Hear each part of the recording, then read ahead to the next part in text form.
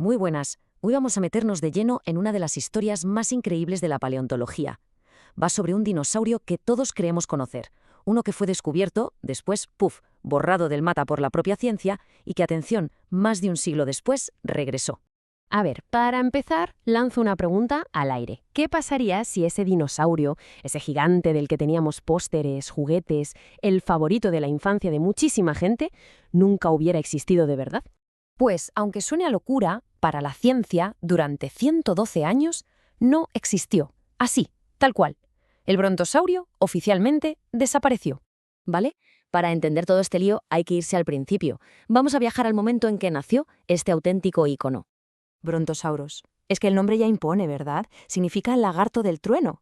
Viene del griego bronte, que es trueno, y sauros, lagarto. Claro, con un nombre así de potente, pues la imaginación de la gente se disparó al momento. Normal. La historia de su descubrimiento nos lleva a 1879, con un protagonista, el paleontólogo Othniel Marsh. Y el contexto, bueno, el contexto era una locura. Estaban en plena guerra de los huesos. Esto era básicamente una competición súper feroz entre científicos para ver quién encontraba los fósiles más espectaculares. Una carrera toda prisa. Pero aquí es donde la cosa se tuerce de verdad. ¿Cómo es posible que un dinosaurio tan famoso desaparezca? O sea, que se borre de los libros de ciencia.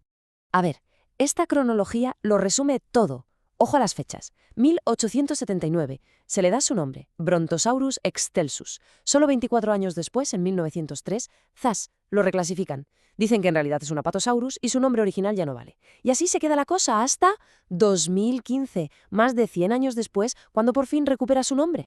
Y aquí tenemos el momento exacto, la frase que lo cambió todo. Es de Elmer Riggs, en 1903. Dijo algo así como: en vista de estos hechos, los dos géneros son sinónimos. Como Apatosaurus se nombró antes, Brontosaurus pasa a ser un sinónimo y ya está. Con esa frase, el nombre brontosaurio se esfumó de la ciencia oficial. Vale, el nombre ya no era oficial, se quitó de los libros. Pero la cosa no acabó ahí, ni mucho menos. De hecho, la confusión no había hecho más que empezar. Y esto nos lleva a uno de los errores, de los errores más gordos y famosos de toda la historia de la paleontología. Sí, el famoso caso de la cabeza equivocada. La historia es de película. Encuentran un esqueleto casi perfecto, espectacular, pero le falta la cabeza. ¿Y qué hacen? Pues le ponen una que pensaron que encajaba, una cabeza más bien cuadrada, como la de un Camarasaurus. Pero lo más fuerte de todo es que muy cerca de allí encontraron la cabeza que sí era la suya, una más fina, alargada. Y la ignoraron durante décadas. No fue hasta 1979 que por fin se corrigió el error. Y claro, este error no fue una anécdota, tuvo un impacto brutal. El esqueleto que se montó en el Museo Americano de Historia Natural en 1905, con esa cabeza que no era la suya, se convirtió en la imagen del brontosaurio. Fue la imagen que vio todo el mundo durante más de 70 años. O sea, generaciones enteras crecieron con una idea equivocada de cómo era. Pero bueno, vamos a la parte buena de la historia, el gran regreso. ¿Cómo fue que la ciencia moderna consiguió traer de vuelta al lagarto del trueno? Todo cambió en 2015. Hay que quedarse con estos nombres: Emanuel Zopp, Octavio Mateus y Roger Benson. Este equipo publicó un estudio, monumental.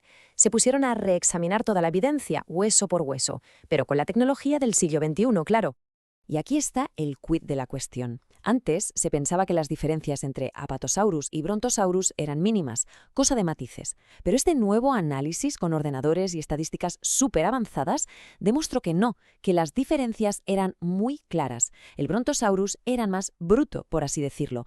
Tenía los huesos de las patas mucho más robustos y un torso que era bastante más alto y macizo que el del Apatosaurus. Entonces, con el nombre ya recuperado y todo en su sitio, ¿cómo era de verdad el brontosaurio? Vamos a conocer al auténtico lagarto del trueno. Aquí va su DNI. Vivió a finales del Jurásico, hace unos 155 millones de años. ¿Dónde? En lo que hoy es Norteamérica. ¿Y las dimensiones? Pues eran una pasada. Más de 15 toneladas, que se dice pronto, y unos 22 metros de largo. Y por supuesto su seña de identidad, esa cola larguísima, como un látigo. Y ojo, que hablando de la cola, mirad este dato. Las simulaciones por ordenador sugieren que si la movía a toda velocidad, el chasquido superaba los 200 decibelios. Para que nos hagamos una idea, eso es más fuerte que el disparo de un cañón. Imaginad ese estruendo en mitad del paisaje jurásico. Pero lo más curioso es que este estudio no recuperó solo un dinosaurio, sino toda una familia. Ahora mismo se reconocen 3 especies distintas de brontosaurio. Está el original, el Excelsus, luego el Parvus, que antes se pensaba que era otra cosa, y el Yanapin, que parece ser el más antiguo de los 3. Al final, la moraleja de toda esta historia es súper importante. Nos enseña que la ciencia no es una lista de hechos grabados en piedra. ¿Qué va? Es un proceso vivo que avanza, se equivoca, corrige y descubre cosas nuevas.